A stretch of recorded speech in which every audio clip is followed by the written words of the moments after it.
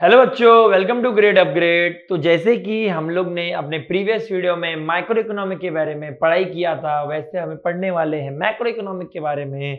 तो चलिए इस वीडियो को शुरू करते हैं, और वीडियो शुरू करने से पहले चैनल को सब्सक्राइब करके नोटिफिकेशन बेल दबा दीजिए। और देखिए शुरू करते हैं। सबसे पहले है मीनिंग ऑफ मैक्रो इकोनॉमिक। मैंने बताया था मैक्रो का मतलब, macro is word derived from macros, जिसका मतलब होता है large. Means when you are studying whole economy at a one time we say it as a macro economy. Means आप पॉवर्टी, इन्फ्लेशन, डिफ्लेशन, जो भी चीजें हैं, इन सब चीजों को आप एक साथ एक समय पे एक नजरिए से देखते हो, इसको हम लोग क्या बोलते हैं? मैक्रो इकोनॉमिक बोलते हैं। ओके, सो अब देखिए मैक्रो इकोनॉमी का यहाँ मीनिंग में वही लिखा हुआ है that macroeconomy is a branch of economy which analyzes the entire economy। मतलब पूरे इकोनॉमी का एक पर्टिकुलर पार्ट होता है जिसको हम लोग क्या बोलते हैं? मैक्रो इकोनॉमिक बोलते हैं। बिकॉज हमने देखा है दो पार्ट होता है, एक माइक्रो एक macro. Okay, it deals with the total employment, national income, national output, total investment, total consumption, total saving, general price level, interest rate, inflation, trade cycle, business fluctuation etcetera. मतलब जितने भी points दिखे हैं कि देश में रोजगार कितना है, देश में इनकम कितना है, देश में आउटपुट कितना हो रहा है, प्रोडक्शन कितना हो रहा है, देश में इन्वेस्टमेंट कितना हो रहा है, देश में कंजम्पशन कितना हो रहा है, लोग कितना सेव कर रहे हैं, एक देश का सामान्य प्राइस लेवल कितना है, मतलब एक प्राइस जिसपे all peoples are dealing, a common price, interest rate की लोग कितना इंटरेस्ट रेट बढ़ रहे हैं, इन्फ्लेशन, महंगाई, ट्रेड साइकिल की ट्रेड साइकिल कैसा है, बिजनेस फ्लक्चुएशन एक्सेट्रा की बिजनेस ऊपर जा रहा है नीचे जा रहा है, इन सब के बारे में एक साथ पढ़ाई किया जाता है मैक्रो इकोनॉमिक में। ओके, अब देखिए मैक्रो इकोनॉमिक में भी दो लोगों ने डेफिनेशन दिया, जेएल हैंसन ने और प्रोफेसर कार्ल शेफिरो ने। ठीक है, सो प्रोफेसर कार्ल शेफिरो पे जाने वाले हैं, बिकॉज मैंने क्या बोला कि डेफिनेशन डिट्टो पढ़ना पड़ता है, तो उसके लिए मुझे क्या करना पड़ेगा? छोटा डेफिनेशन ऐड करना पड़ेगा। Modern problem require modern solution. Okay, तो हम छोटा डेफिनेशन याद करेंगे तो हम लोग को अपने आप याद रहेगा ना, बिकॉज दोनों ने तो बहुत मस्ती बात किया होगा, बिकॉज दोनों ही इकोनॉमिस्ट थे। बट हम लोग किस पे जाएंगे? कार्ल शेफिरो पे जाएंगे। That macroeconomics deals with the function of the economy as a whole. मतलब मैक्रो इकोनॉमी बहुत सिंपल है। जैसे कि वहां पे मॉरिस डॉब ने बोला था कि माइक्रोस्कोपिक स्टडी होती है, मीन सिंगल सिंगल स्टडी होती है, वैसे यहाँ पे प्रोफेसर कार्ल शेफिरो ने बोल दिया कि मैक्रो इकोनॉमी पूरे इकोनॉमी को एज अ वन डील करती है, एक नजर से देखती है। ओके, अब देखिए जैसा माइक्रो का स्कोप था वैसा मैक्रो का भी स्कोप है हमारे पास। दैट मैक्रो भी चार स्कोप, मतलब चार मुद्दों पे क्या करती है? फोकस करती है। ओके, सबसे पहला क्या बोला है? Theory of income and employment. Theory of income and employment मतलब क्या? कि देश में इनकम कितनी हो रही है और देश में रोजगार कितना है, means how many peoples are employed. Okay, तो इसमें क्या लिखा है? that macroeconomic analysis explain which factor determine the level of national income and employment and what causes fluctuation in the level of income, output and employment। मतलब क्या बोला है कि मैक्रो इकोनॉमिक एनालिसिस क्या बताता है कि किन कारणों के वजह से देश का इनकम में फ्लक्चुएशन आ रहा है और किन कारणों के वजह से देश में एम्प्लॉयमेंट का फर्क आ रहा है। To understand how the level of employment is determined, we have to study the consumption function and investment function। ये बहुत इंपॉर्टेंट टॉपिक है। आगे जाकर इन फ्यूचर जब आप बैचलर्स और मास्टर्स करोगे तो ये बहुत ही डीप डिटेल स्टडी किया गया इसके बारे में। तो अगर आपको अच्छे से समझना है कि एम्प्लॉयमेंट का लेवल कैसे बढ़ता है गिरता है, तो हमें क्या पढ़ना पड़ेगा? हमें कंजम्पशन फंक्शन और इन्वेस्टमेंट फंक्शन के बारे में पढ़ना पड़ेगा। और theory of business cycle is also a part and parcel of theory of income and employment. अब थ्योरी ऑफ बिजनेस साइकिल भी क्या होता है? थ्योरी ऑफ एम्प्लॉयमेंट और इनकम का पार्ट होता है। देखो अभी मैक्रो में ना एग्जांपल देना थोड़ा डिफिकल्ट हो जाता है, बिकॉज मैक्रो में मैं बच्चों से एग्जांपल नहीं दे सकते, तो इसके लिए मोस्टली मैं कोशिश करूँ कि आपको टॉपिक अच्छे से एक्सप्लेन कर सकूं, जिससे आपको मदद हो स्टडी करने में। अब theory of general price level and inflation.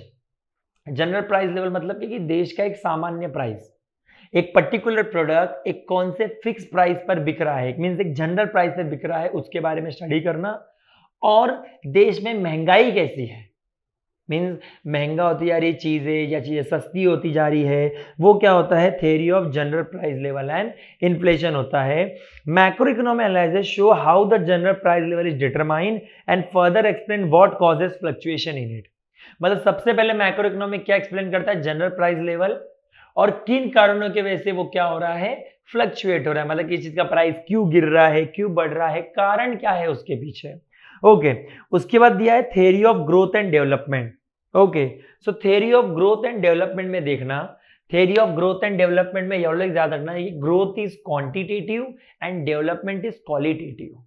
मतलब जब आपके क्वांटिटी में बढ़ोतरी होगी तो वो आपके लिए ग्रोथ होगा, और जब आपकी क्वालिटी में बढ़ोतरी होगी वो आपके लिए डेवलपमेंट होगा। सो वही मैक्रो इकोनॉमी क्या मदद करता है, मैक्रो इकोनॉमी मदद करता है थ्योरी ऑफ इकोनॉमिक ग्रोथ और डेवलपमेंट को स्टडी करने के लिए, और वो साथ में क्या मदद करता है कि किन कारणों के वजह से we are under develop, we are means any country, why country are underdeveloped, developing and develop, and what causes the poverty, means किन कारणों की वजह से पोवर्टी देश में होती है। Okay, so it also suggest the strategy for accelerating growth and development, और ये हमें स्ट्रेटेजी बताते हैं कि आप एक्सेलरेट मतलब कैसे बढ़ा सकते हो ग्रोथ एंड डेवलपमेंट को। और मैक्रो थियरी ऑफ डिस्ट्रीब्यूशन मतलब क्या होता है, जैसे हम लोगों ने जो फैक्टर प्राइसिंग देखा था ना, कि किसी भी चीज का फैक्टर का प्राइसिंग होता है तो उनका अपना शेयर कितना है नेशनल इनकम में, मतलब नेशनल इनकम में रेंट का शेयर कितना है, वेजेस का शेयर कितना है, इंटरेस्ट का शेयर कितना है और प्रॉफिट का शेयर कितना है, इसको बोला जाता है थियरी ऑफ मैक्रो डिस्ट्रीब्यूशन। ठीक है, तो सब लोग को समझा स्कोप। स्कोप में 4 पॉइंट है हमारे पास, theory of income and employment, मतलब देश में किन कारणों की वजह से देश का इनकम बढ़ रहा है या गिर रहा है, या एम्प्लॉयमेंट बढ़ रहा है या गिर रहा है।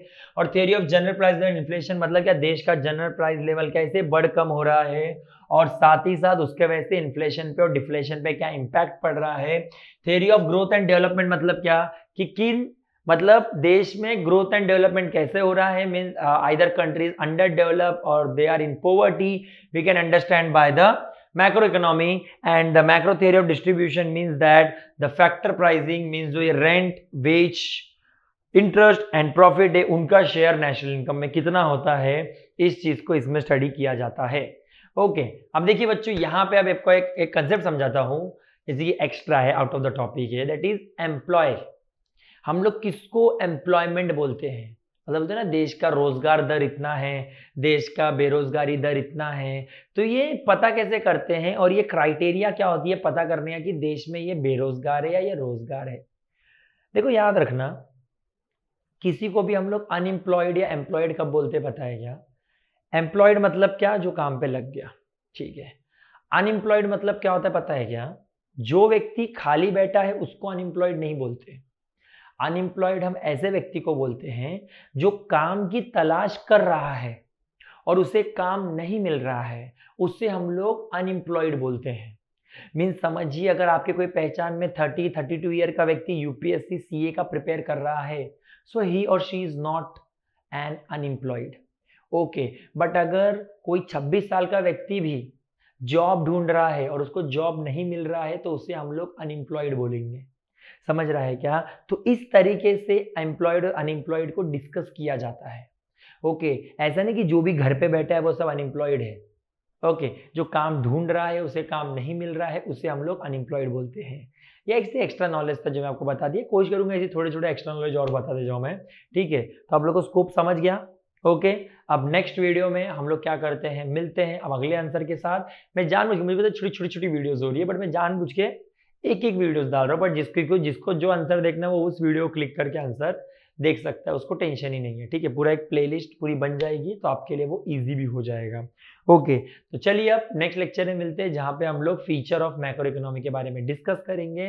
Till then take care, bye bye and subscribe to Grade Upgrade. Thank you.